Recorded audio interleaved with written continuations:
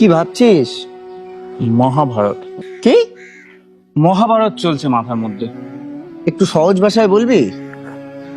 তুই ভাব, আমাদের ভেতর কত খারাপ গুণ আছে, কত হিংসা, রাগ, অহংকার, কাম, ক্রোধ, লালসা।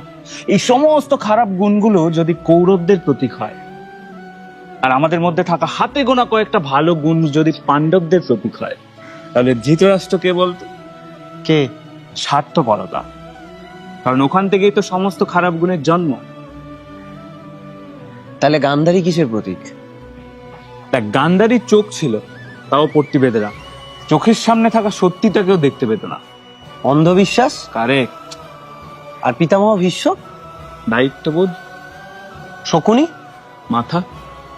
আর আমাদের ভগবান শ্রীকৃষ্ণ? আমাদের মন, আমাদের অন্তরাত্মা। তাহলে কর্ণ কিসের প্রতীক? কর্ণ খুব ভালো করে জানতো কোনটা ঠিক কোনটা ভুল। মানে ধর্ম অধর্মের জ্ঞান ওর ছিল, কিন্তু তাও অধর্মের সাথ দিয়েছে। বলতো এবার আমাদের মধ্যে এমন কি গুণ আছে যেটা ঠিক ভুল আমরা জানা সত্ত্বেও ঠিকটা আমাদের করতে দেয় না? ইগো। ইয়েস। তাহলে দ্রৌপদী কিসের প্রতীক? কুরুক্ষেত্রের যুদ্ধ কেন হয়েছিল বলতো? সিংহাসনের জন্য। ভুল।